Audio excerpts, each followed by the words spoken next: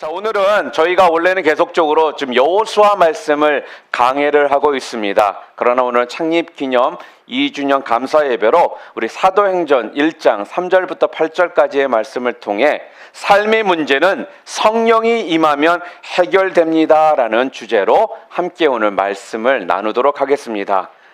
11월의 첫째 주이자 오늘로 데일라이트 세빙이 끝나서 여러분 1시간을 더 푹 주무시고 오셔서 그런지 얼굴들이 더 좋은 것 같습니다. 저는 솔직히 젤렉 때문에 대래 지금 새벽 5시, 6시인가요? 지금 한참 막 졸리고 힘든 시기인데 1시간이 더 늦춰지는 바람에 더 정신이 없습니다. 솔직하게. 그렇지만 여러분들의 기도로 정신이 없는 가운데도 하나님의 말씀 온전히 선포할 수 있기를 바랍니다. 오늘 사도행전 1장은요, 우리들에게 주어지는 메시지가 있는데 여러 가지 이야기들을 합니다. 바로 성령의 임재하심과 권능에 대해서, 그리고 또한 우리가 이 땅을 사는 동안 증거자의 삶을 살아야 되는 그 메시지에 대해서 우리에게 말씀을 주고 있다라고 우리는 많은 경우 알고 있습니다. 그런데 오늘 특별히 오늘 사도행전 1장의 말씀은요, 여러분과 저에게 좀 더 큰 그림을 가지고 바라본다라면은 기다림의 본질이 무엇인지에 대해서 설명해 주고 있는 그러한 챕터가 바로 오늘 사도행전 1장입니다. 여러분들은 기다림이 무엇이라고 생각하십니까?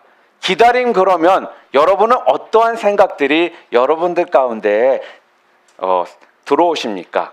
기다림이라는 것은 사람들에게 물어보면요, 가만히 있어서 죽은 것처럼 정지된 상태가 기다림 아닙니까? 라고 말씀하시는 분들이 있습니다.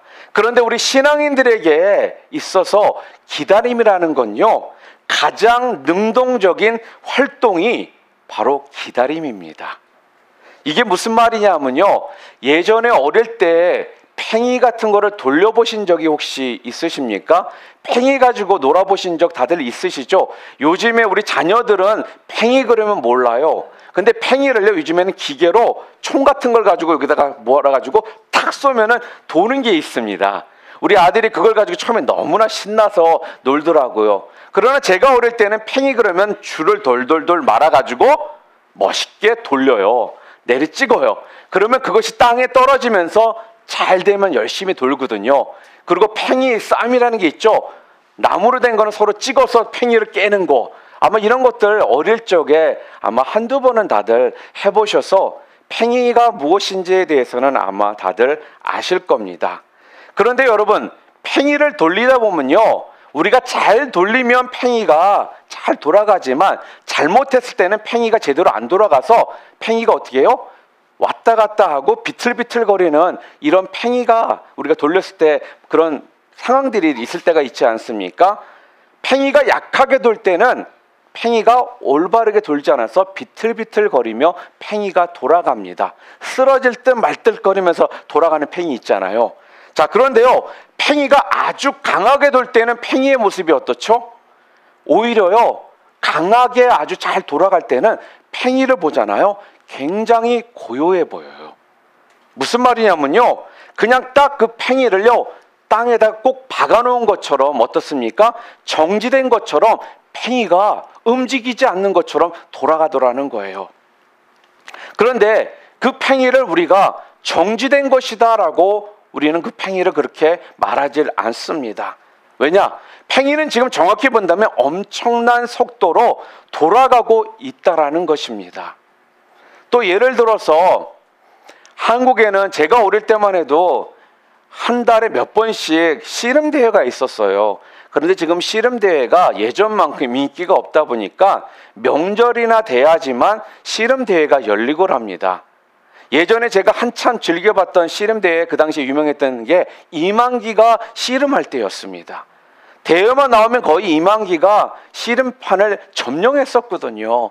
그런데 이렇게 씨름을 잘하는 그런 두 명의 선수들이요, 씨름하는 모습을 보잖아요. 그러면 그 사람들이요, 딱 잡고서 움직이지 않는 것처럼 고정된 상태로 그러고 있는 모습들을 여러분 아마 기억나세요? 그런데 조금만 지나잖아요. 움직이지는 않고 있는데 그들의 몸에서 땀이 비 오듯이 흘러내립니다. 그리고 그들의 얼굴 표정을 잡혀있는 모습을 보면 헉헉거리면서요, 굉장히 힘들어하는 모습을 우리는 분명 봤습니다. 자, 이런 상태를 두 선수가 지금 정지 상태다라고 우리는 그들의 모습을 보면서 말을 하지 않는다라는 겁니다. 두 선수는 지금 삿발을 잡고요, 팽팽한 힘의 균형을 이루고 있어서 그렇게 보이는 거지, 사실은 서로가 지금 엄청난 힘을 서로에게 쓰고 있는 모습이거든요. 여러분, 이처럼 강하게 힘이 작동하는 정지 상태, 이것을요 우리 신앙에서는 기다림이다라고 말을 합니다.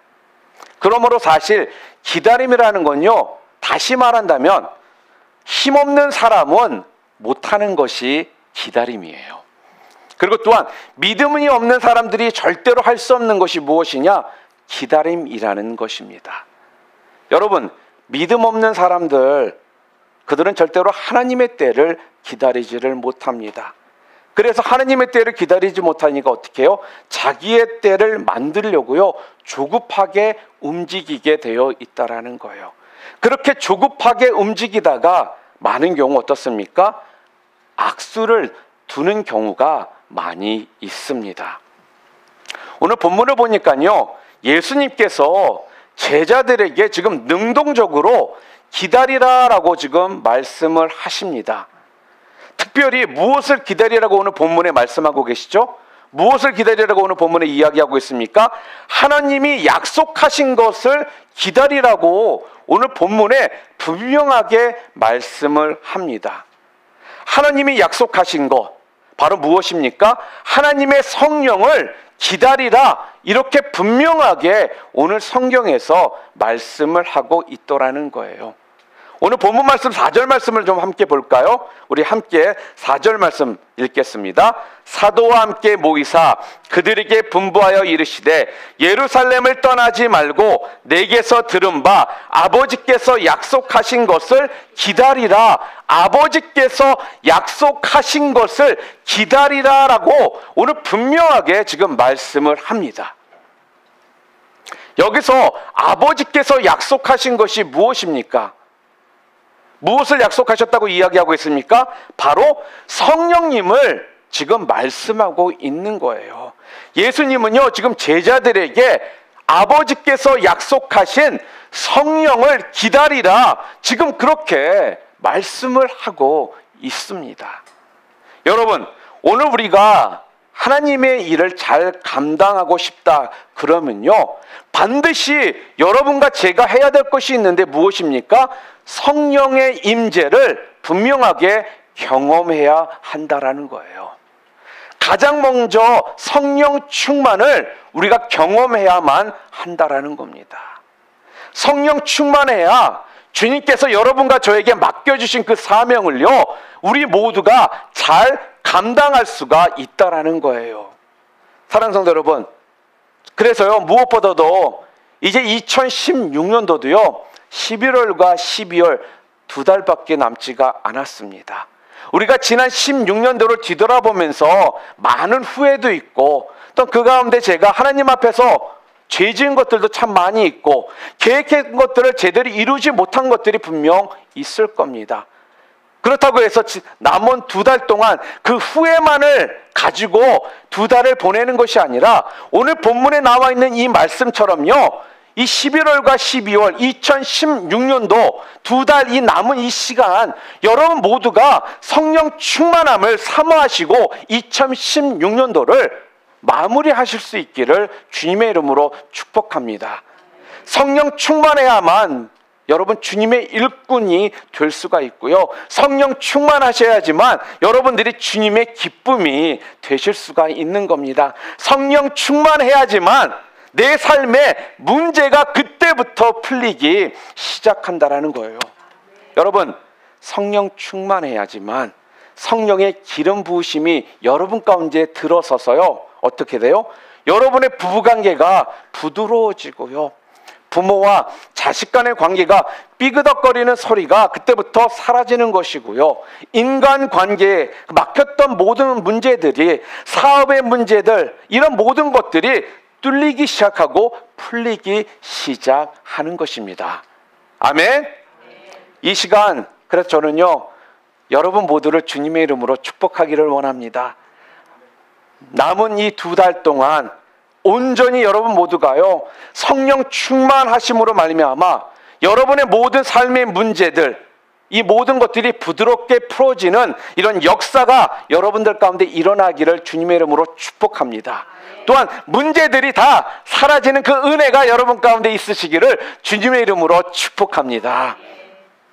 둘째로요, 자, 그렇다면은 성령께서 임하시면 어떤 현상들이 나타나게 됩니까?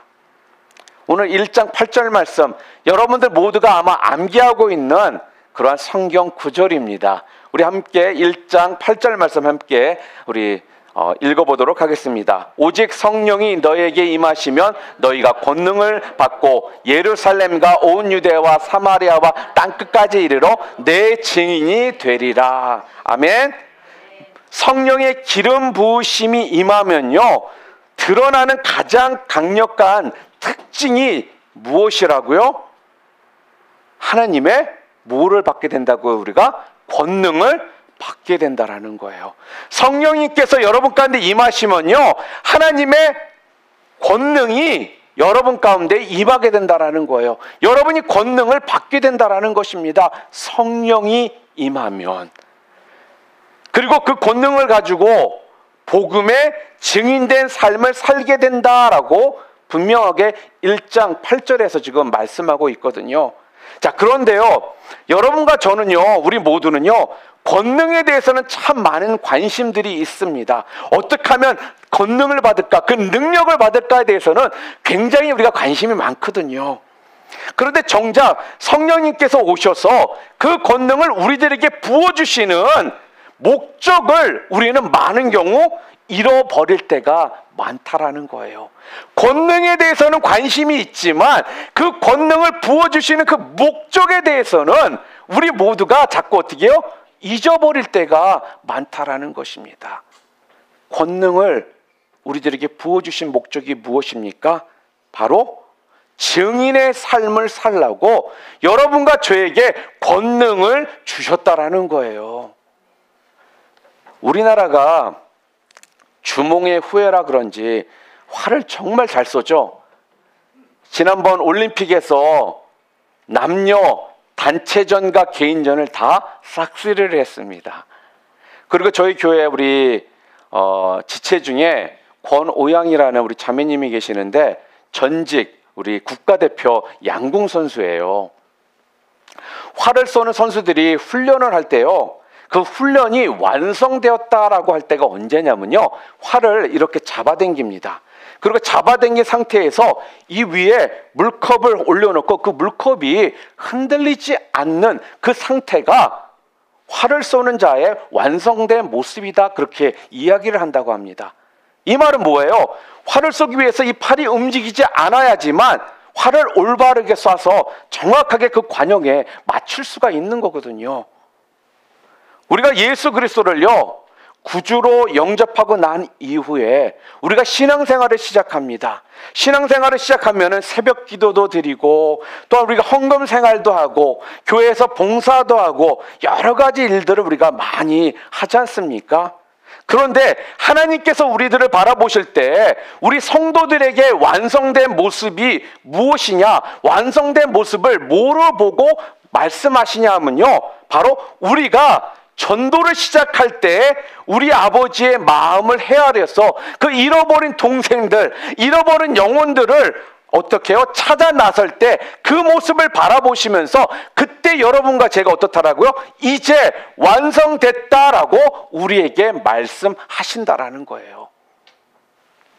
예수님께서 12제자를 선택하시고요, 3년 동안 같이 동고동락을 하셨습니다. 어떻게 보면 그들을 훈련을 시키신 거 아니겠어요? 그리고 마지막 예수님께서 부활하신 후에 하늘로 올라가시면서 뭐라고 그들에게 말씀을 하셨습니까? 너희는 예루살렘을 떠나지 말고 하나님께서 너희들에게 약속하신 것을 기다려라. 요한은 물로 침례를 베풀었으나 너희는 몇 날이 못 되어서 성령의 침례를 받을 것이다. 그렇게 말씀을 하십니다. 그리고 오직 성령이 너희에게 임하시면 너희가 권능을 받고 예루살렘과 온 유대와 사마리아와 땅끝까지 이르러 내 증인이 되라. 이렇게 우리들에게 말씀하셨다라는 겁니다. 이 말씀을 하시고요, 그들이 보는 앞에서 예수님께서는 하늘로 올라가셨습니다. 이 말씀이 무슨 말입니까? 성령 받기 전에는 예루살렘을 떠나지 말라라는 거예요. 성령을 꼭 받으라는 말씀입니다. 그리고 성령을 받은 후에는 예루살렘에 머물러 있지 말라라는 겁니다. 그리고 성령 받고 나서 땅 끝까지 이르러 이 복음을 증거해라. 증인의 삶을 살아라. 이것이 예수님께서 마지막 예수님의 제자들을 향해 하셨던 말씀입니다. 여러분, 예수님의 제자들이 3년 동안 예수님과 훈련을 했습니다. 그런데 그들이 언제 제자다운 제자로서 완성이 되는 걸까요? 아버지가 약속하신 그 성령의 권능을 받고요, 땅끝까지 이르러 예수님의 증인이 될 때, 그때 비로소 예수님의 제자들이 완성이 되는 겁니다. 그래서요, 여러분, 전도는요, 완성입니다. 전도는 완성이 되는 모습이라는 거예요. 그래서 저는 오늘 이 말씀을 통해서 도대체 전도가 무엇인지, 전도가 어떤 것인지, 그 하나님의 그 마음을 좀 여러분들에게 좀 간단하게 좀 설명을 좀 드리려고 합니다. 첫째로, 전도는요, 쉽게 이야기한다면 우리 한국 사람들에게 이해시키기 쉽게 하나님의 한을 풀어드리는 것이 전도예요. 미국 사람들이나 다른 나라 민족들은요, 한이라는 말이 없어요. 그 말 뜻을 이해를 잘 못해요. 그런데 우리 한국 분들에게 한 그러면 딱 그 말씀이 와닿습니다. 하나님께서 에덴 동산에서 아담과 하와를 만드신 다음에 너희들은 나와 같이 영원히 여기서 행복하게 살자라고 그렇게 말씀을 하셨습니다. 그런데 어느 날 마귀가 와가지고 하나님의 자녀인 아담과 하와를요, 꼬드겨서 그들을 빼앗아 갑니다. 하나님이 그렇게 살아가는데 하루아침에 마귀에게 속아가지고 이들이 집을 나가 가출해 버린 거예요. 하나님은 그때부터요, 한이 맺히신 겁니다. 집 나간 자식만 생각하면요, 한이 되고요, 원이 되고 또 한이 되고 원이 되시는 거예요. 그래서 그렇게 한이 되시니까 어떤 일을 하십니까? 하나밖에 없는 그의 외아들 독생자 예수 그리스도를요, 우리에게 보내셔서 그 죄를 대신 짊어지고 어떻게 해요? 죽게 하심으로 오늘 저와 여러분을 구원받게 하신 것이라는 거예요. 그래서 이 자리에 여러분과 제가 있는 겁니다. 자, 그러면요, 이런 생각 안 드세요? 왜 하나님이, 예수님이 꼭 죽으셔야만 오늘 우리가 구원을 받는 것일까? 예수님이 죽지 않고는 우리가 구원을 받을 수 없는 것인가? 예수님이 안 죽으시면 안 되나? 이런 생각 들지 않으십니까? 하나님께서 아담과 하와에게 뭐라고 하셨습니까? 내가 선악과를 따먹는 날에는 너희들은 징역 3년을 살 거야, 이렇게 말씀하시던가요? 아니면 네가 선악과를 따먹는 그날 너는 벌금 내가 1000불을 매기겠다, 그렇게 말씀하시던가요? 뭐예요? 너희가 선악과를 따먹는 날에 너희가 정령 죽으리라, 이렇게 말씀을 하시더라는 거예요. 그래서 벌금이 1000불이라면 여러분과 제가 1000불 내면 끝나는 거예요.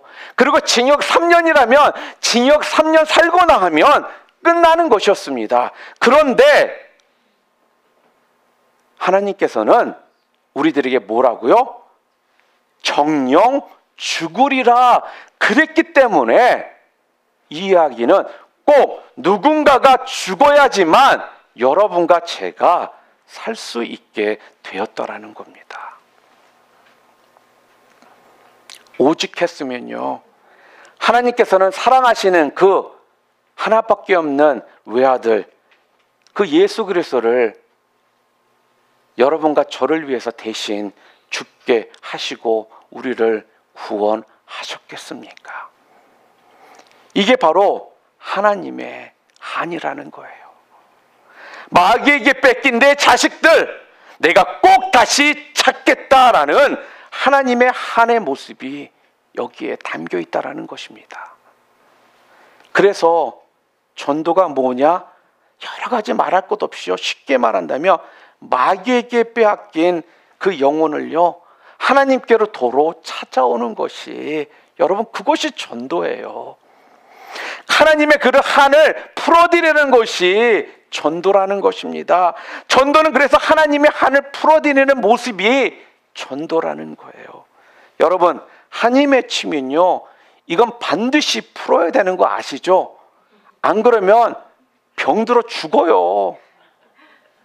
한 풀지 않으면요 세월이 지나면 없어지는 것이 아니라는 거예요. 두고두고 남아서요 그것이 우리의 발목을 잡게 되어 있어요. 여러분 이렇게 말씀드리면 좀 쉽게 이해하실 겁니다.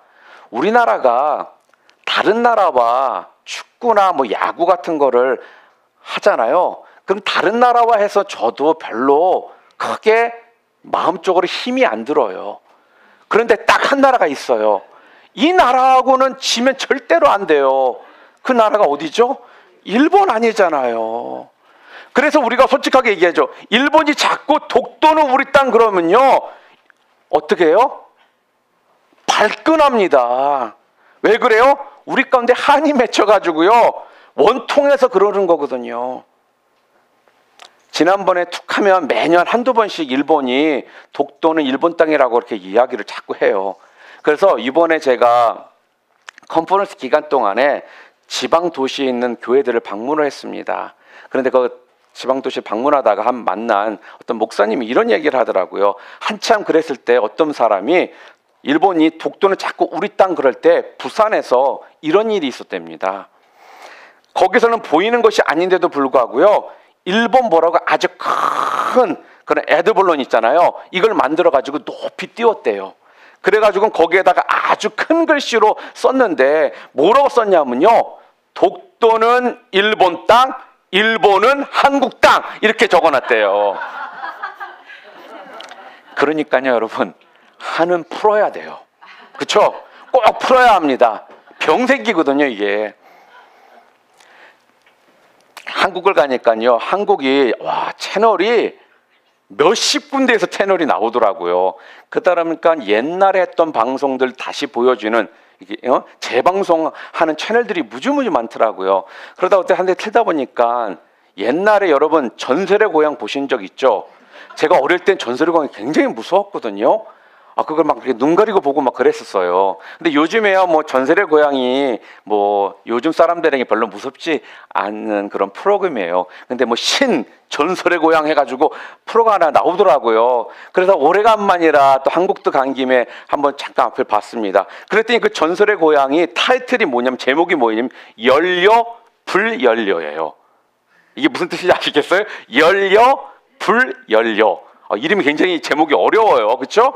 이게 무슨 내용이냐면 경상도에서 있었던 이야기라고 해요. 어느 시골 마을에 예쁜 처녀가 하나 있었다고 합니다. 그런데 좋은 남자를 만나서 이 처녀가 결혼을 했어요. 알콩달콩하게 두 사람이 잘 살았다고 합니다. 그런데 그 마을에 이 예쁜 이 여자를 좋아했던 한 남자가 있었다고 합니다. 근데 이 남자가요 너무나도 그 여자가 그리운 거예요. 그러니까 미칠 지경이었던 것 같습니다. 그래서 어느 날 비가 오는 밤이었어요. 이 예쁜 여자가 남편과 함께 산길을 걸어가는데 갑자기 복면을 쓴 남자가 나타나가지고요 그 남편을 살해해버리고 도망가 버린 겁니다. 그리고는요 범인을 찾지를 못한 거예요. 그리고 다 장례식을 치렀습니다. 장례를 치르고 이제 그 여자가 혼자지 않습니까?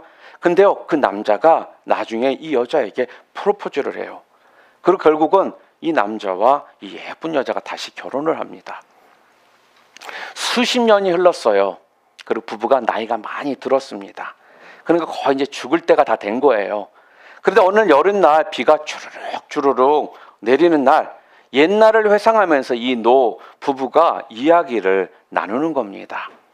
여보, 오늘처럼 이렇게 비가 오는 날이었지?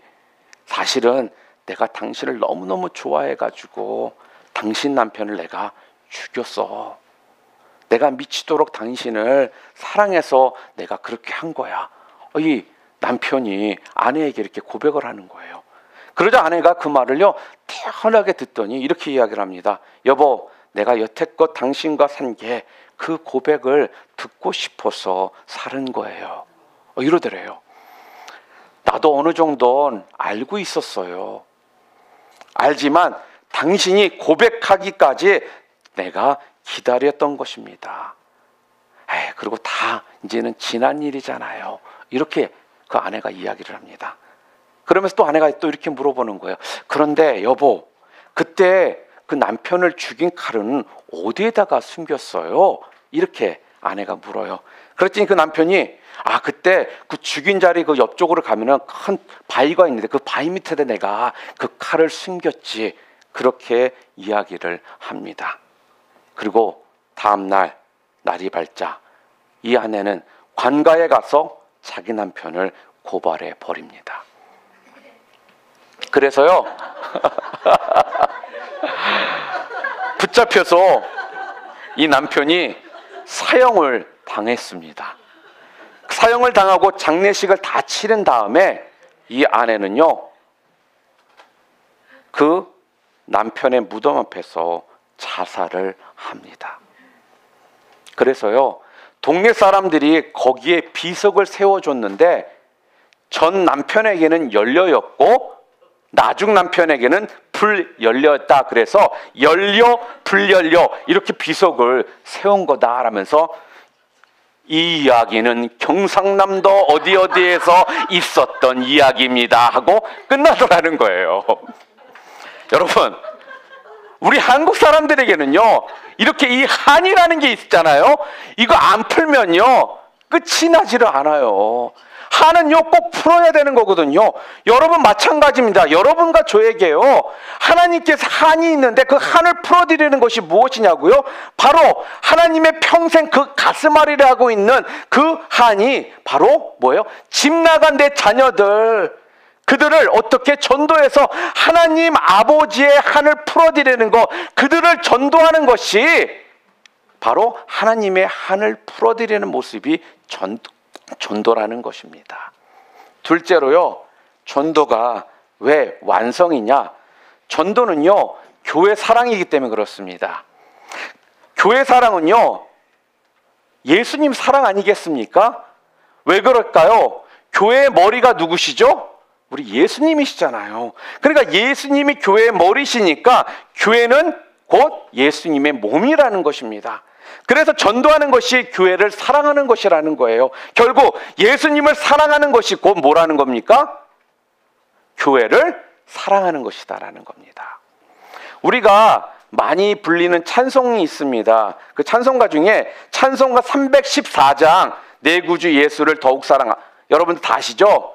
내 구주 예수를 더욱 사랑 엎드려 비는 말 들으소서. 내 진정 소원이 내 구주 예수를 더욱 사랑 더욱 사랑. 이 찬송가 우리 참 많이 부르거든요. 우리의 소원이 무엇이냐면요, 날마다 우리 주님을 더욱 사랑하는 것이 우리의 소원이라는 것입니다. 그러면 주님을 사랑한다는 건요, 어떻게 하는 것이 주님을 사랑하는 것입니까? 주님, 한번 제 곁에 오셔서 제가 양복 한번 해드릴게요. 주님, 저희 집에 오시면 제가 맛있는 밥 한 끼 대접해 드릴게요. 우리가 그렇게 할 수가 없잖아요. 지금 솔직하게요. 그러니까 무엇입니까? 주님을 사랑한다라는 건요, 다른 것이 아니라 교회를 사랑하는 것이 바로 우리 주님을 사랑하는 것이라는 거예요. 그러면 교회를 사랑한다는 것이 무엇입니까? 교회가 날마다 성장하고 부흥하고 교회가 건강하도록 돕는 것이 교회를 사랑하는 것, 우리 예수님을 사랑하는 것이라는 거예요, 여러분. 그런 의미에서 전도만큼 교회를 사랑하고요, 주님을 사랑하는 것이 없다라는 것입니다. 우리가 교회에서 전도할 때마다 사람들이요, 또 전도, 그놈의 전도, 이렇게 생각들 해요. 그런데 중요한 게요, 그것이 여러분과 제가 이 땅에서 권능을 받고 살아가는 이유라는 거예요. 그리고 전도를 통해서 제가 매번 얘기드리죠. 다른 영혼을 살리기도 하지만 여러분과 제가 살기 위해서 전도를 해야 된다라는 거예요. 그 이유 때문에 하는 것이지 다른 이유가 아니라는 것입니다. 그렇기 때문에 전도를 해도 되고 안 해도 되고 하는 것이 아니라 여러분과 제 삶 가운데는 당연히, 왜요? 하나님의 뜻이기 때문에 여러분과 제가 생명력이 넘쳐나는 삶을 살기 위해서 해야 되는 것이기 때문에 전도를 해야 한다는 것입니다. 그래서 교회는요, 계속 건강하고 부흥하고 발전하고 성장해야 하는 것입니다. 자라나지 않는 아이가 병드는 것처럼요, 자라나지 않는 교회는 뭔가 문제가 있다라는 거예요. 이 말씀은요, 숫자적인 것만을 얘기하는 것이 아니라 우리 성도의 삶 가운데 우리 가운데 생명력이 있으므로 여러분의 신앙 가운데 여러분이 자라나지 않으면 여러분은 문제가 있는 것이라는 그 이야기예요, 여러분. 성경은요, 여러분과 저에게 건강하게 여러분과 제가 자라나는 삶을 살기를 분명하게 말씀하고 있다라는 겁니다. 그냥 전도 그러면 교회 한 명 숫자 늘리는 것 때문에 전도하라는 것이 아니라 바로 여러분이 살아나기 위해서, 여러분이 성장하기 위해서 우리가 하는 것이지 다른 의도나 다른 목적이 있는 것이 아니라는 거예요. 저는요, 그래서요, 여러분과 제가, 우리 교회가요, 날마다 쑥쑥 자라나기를 소원합니다. 교회의 양적 성장, 질적 성장 다 이루어지는 교회가 되기를 다시 한번 주님의 이름으로 축원합니다. 그런데 솔직히 오늘날 많은 교회들이요, 전도 프로그램들은 교회마다 너무나도 많습니다. 그런데 복음 증거하는 일에 있어요, 그런데 많이 지금 교회들마다 약화되어 있는 것은 또한 사실이라는 거예요. 전도 프로그램들이요, 야성적인 복음 증거라기보다는요, 이미지 전도법 경우가 더 많다라는 것입니다. 이미지 전도법이라는 건 다른 것이 아니라요, 믿는 사람의 수평 이동을 원하는 거지 수직 이동은 원하는 것이 아니라는 거예요. 이 말씀은 수평 이동은 많아지고 있지만 수직 이동은 약해져 있는 그 모습을 이야기하는 거예요. 전도가 그래서 교회들마다 많이 죽어 있습니다. 그러면서 교회의 역동성이요, 점점 사라지는 거예요. 역동성이 사라진다는 교회 가운데 생명력이 점점 없어지고 있다는 거예요. 이 이야기는 더 쉽게 여러분의 모습 가운데 이 땅에서 하나님께서 예수 그리스도를 이 땅에 보내신 그 목적의 모습들이 우리 가운데 자꾸 어떻게 해요? 사라지고 있다는 거죠. 그 근본적인 이유가 도대체 무엇일까요? 그 근본적인 이유가 무엇이죠? 전도가 자꾸 약해지고 있고 생명력이 사라지고 있는 근본적인 이유가 무엇이라고요? 오늘 성경은요, 그 부분에 대해서 우리들에게 정확하게 지금 말씀해 주십니다. 뭐라고요? 성령의 기름 부으심이 약화되었기 때문에 그렇다라는 거예요, 여러분. 여러분, 배를 띄우기 위해서는요, 여러 가지 준비할 것들이 너무나도 많이 있습니다. 그렇죠?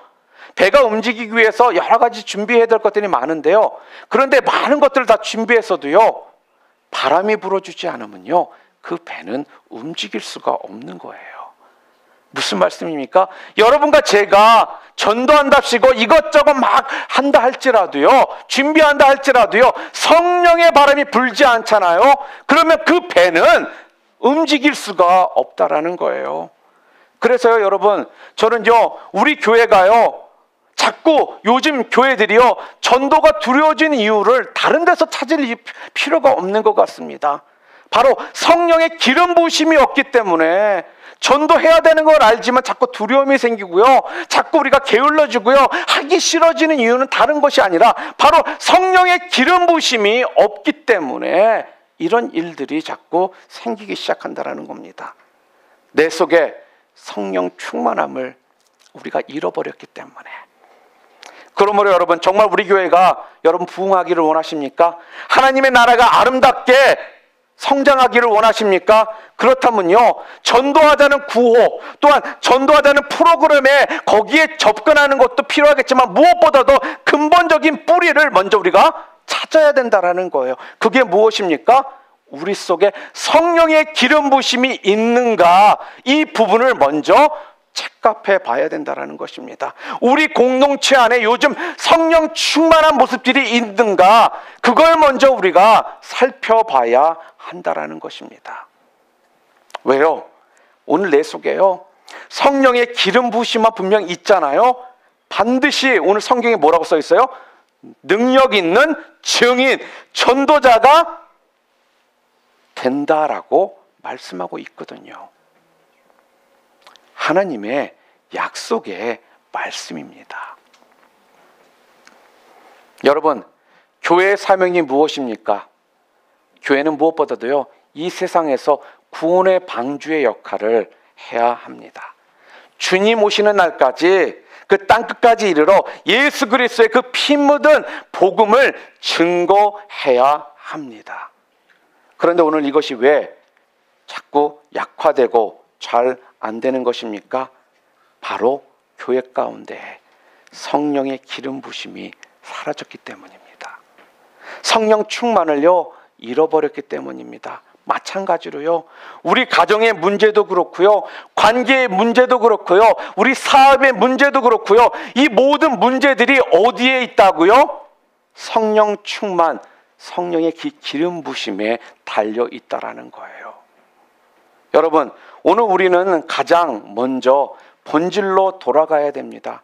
쉽게 말하면 원초적인 것으로 돌아가야 된다라는 거예요. 그것이 무엇입니까? 우리의 뿌리를 먼저 체크해 봐야 된다라는 거예요. 뭐예요? 바로 성령의 기름 부으심, 성령 충만함에 우리가 둬야 된다라는 것입니다. 여기서부터 우리의 삶의 문제가요, 풀어나가기 시작하게 되는 것이고요, 그때부터 여러분과 제가 능력의 삶을 사는 것이고요, 그때부터 새로운 인생의 전성기가 여러분과 저에게 오게 되는 겁니다. 마지막으로 세 번째 단계로 이런 모든 일을 이루기 위한 하나님의 능력의 통로가 무엇이냐, 그 능력의 통로가 무엇이냐면요, 바로 기도라는 것입니다. 오늘날 많은 성도들이요, 나름대로 보면 다들 열심히 바삐 살고 있습니다. 굉장히 무언가에 집중하고 있다라는 거예요. 그런데 우리가 이 땅에서 가장 집중할 만한 가치가 있는 것, 가장 생산성, 가장 효율성이 높은 게 무엇이냐? 바로 그것이 기도라는 겁니다. 지금까지 예수님의 제자들은요, 3년 동안 오직 예수님만 의존하고 살았습니다. 그러다가 예수님이 십자가에 달리시고 부활하신 다음에 승천하지 않으셨습니까? 놀라운 광경이고 감격적인 그런 모습이었어요. 예수님께서 승천하시는 모습을 봤으니까요. 하지만요, 한편으로는 솔직하게 그들 마음 가운데 일종의 허탈감이라는 것이 분명 있었을 거라는 거예요. 예수님이 승천하신 감람산에서 제자들이 내려옵니다. 허탈감과 상실감, 불안감, 이런 마음의 갈등들이 그들 가운데 분명 밀려왔을 거라는 거예요. 예루살렘에 가면 또다시 기다리고 있는 것들이 있잖아요. 은혜는 받았습니다.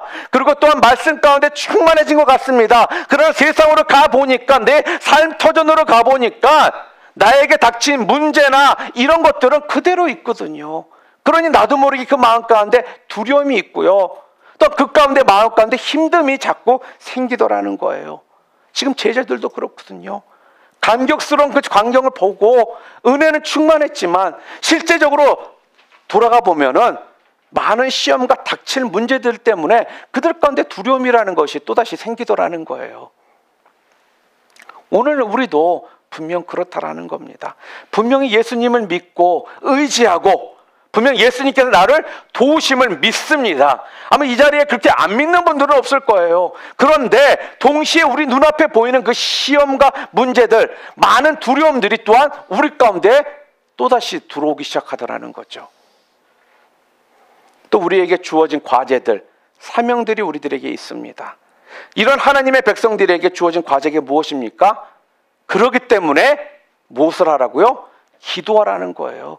전심으로 기도하라는 거예요. 여러분, 우리 예수 믿는 사람들은 한마디로요, 우리가 가는 곳곳마다, 속한 곳마다요, 기도를 심는 자들이 되어야 된다는 겁니다. 내 사업의 일터에서 기도를 심어야 되는 거고요, 교회에서 기도를 심어야 되는 거고요, 가정에서 기도를 심어야 된다는 거예요. 여러분, 기도를 심어야 되는 자들이 기도를 심지 않으니까, 내가 해보려고 하니까 일들은 점점 더 꼬여가고요, 내가 죽어라 10시간, 14시간씩 일을 하는데 돈은 안 벌리는 것 같고요, 사람들하고 관계를 회복하려고 하는데 내 방법대로 하는데 왠지 더 관계는 더 비틀어져 가고요, 애들한테 잘해준다 하지만 애들과 관계도 어려워지고요, 부부간의 관계 회복하려고 하지만 괜히 싸움만 더 나는 것 같고요. 이런 일들이 왜 자꾸 우리 가운데 옵니까? 바로 기도가 우리들 가운데 심겨지지 않았기 때문에 그렇다는 겁니다. 우리가 서 있는 곳이요, 여러분, 광야일지라도요, 우리가 서 있는 곳이 아무리 험한 곳일지라도요, 내가 서 있는 곳이 그곳에 간절히 기도를 심잖아요. 그러면 분명 그 자리가 하나님이 임하시는 천국임을 여러분들 믿으시기를 바랍니다. 그곳이 바로 지성소가 된다라는 거예요. 여러분, 미국의 에브라함 링컨 대통령에 대한 이야기는요, 여러분들이 아마 많이 들으셨을 겁니다. 왜 에브라함 링컨에 대한 이야기를 사람들이 많이 할까요? 많은 그 삶에 대한 이야기들을 우리가 알고 있지 않습니까? 그런데 또한 이런 예화가 있습니다. 남북 전쟁 당시에 군인 막사를 다니면서요, 지휘할 때 이야기라고 합니다.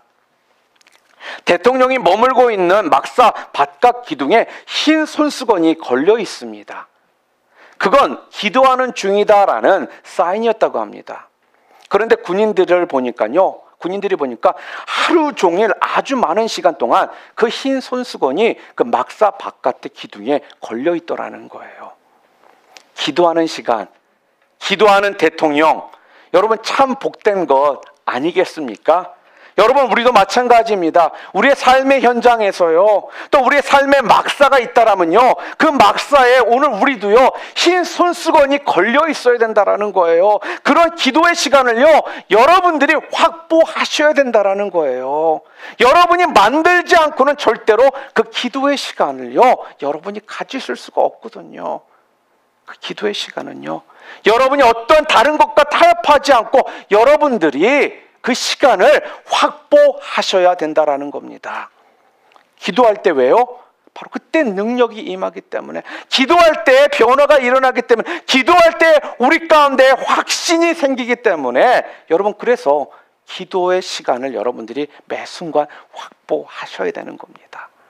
우리 눌라핀드 위정교회가요, 11월과 12월 2달밖에 남지 않았지만 이 2달 동안 진짜 기도로 잘 준비하여서 우리 앞에 놓여 있는 많은 그런 영적인 그러한 사명들, 복음 증거해야 될 그 사명들을 우리들이 잘 감당할 수 있는 그런 신실한 일꾼들 모두 되시기를 주님의 이름으로 축원합니다. 여러분, 모든 사명이요, 그 출발이 어디서부터 시작돼야 된다라고요? 그래서 바로 기도로 시작이 되어야 된다는 것입니다. 사도행전을 우리가 1장을요 기도의 장이라고 말합니다. 그러나 우리의 사역의 일장이요, 우리의 삶의 일장이 무엇이 되어야 된다고요? 마찬가지로 기도의 장이 되어야 된다는 거예요. 그럴 때 풍성한 능력과 은혜가 우리 가운데 임하게 됩니다. 오늘 하나님의 모든 백성들이요, 기도의 사람이라는 별명을 가질 수 있기를 바랍니다. 아니, 또 우리 교회가요, 기도하는 교회라는 별명을 얻을 수 있기를 바랍니다. 그래서 하나님의 기쁨과 그 능력의 통로가 되는 귀중한 교회로서 이 땅에서 쓰임받는 그러한 공동체가 되기를 주님의 이름으로 축원합니다. 말씀을 다시 한번 좀 맺으려고 합니다. 주님께서 우리들에게 3가지를 오늘 명령하셨습니다. 무엇입니까? 위로부터 능력이 임할 때까지 뭐 하라고요? 기다리라 말씀하셨습니다. 성령을 기다리라 라고 말씀하십니다. 또한 두 번째로 성령이 임해야지만 우리 교회의 그 본질인 뭐예요? 성령이 임해야 증거할 수 있다는 것입니다. 성령을 기다리시고요. 성령 충만하심을 통해 증거자의 삶을 사시고요. 그리고 능력의 통로가 되기 위해선 여러분과 제가 간절함으로 기도로 우리의 삶을 주님 앞에 올려드릴 때에 여러분의 삶이 성공의 삶이 될 것이고 우리 교회의 모습이 성공하는 교회의 모습으로 건강한 교회의 모습으로 바뀌게 될 것입니다. 사랑하는 성도 여러분, 오늘 전체적인 우리의 주제가 무엇입니까? 삶의 문제는요, 그래서 성령이 임하면요 그때부터 해결이 됩니다. 어떠한 문제로 여러분들 지금 갈등하고 고민하고 어려움 가운데 계십니까? 성령 충만함을 여러분 사모하시기를 바랍니다. 성령 충만함으로 여러분 무장하시기를 바랍니다. 그럴 때 여러분 가운데 모든 삶의 문제가 그때부터 다 풀려지게 될 것입니다. 그러한 삶을 통해 주님의 살아계심을 매 순간마다 기쁘게 간증하고 선포하실 수 있는 주님의 귀한 백성들 모두 되시기를 주님의 이름으로 축복합니다.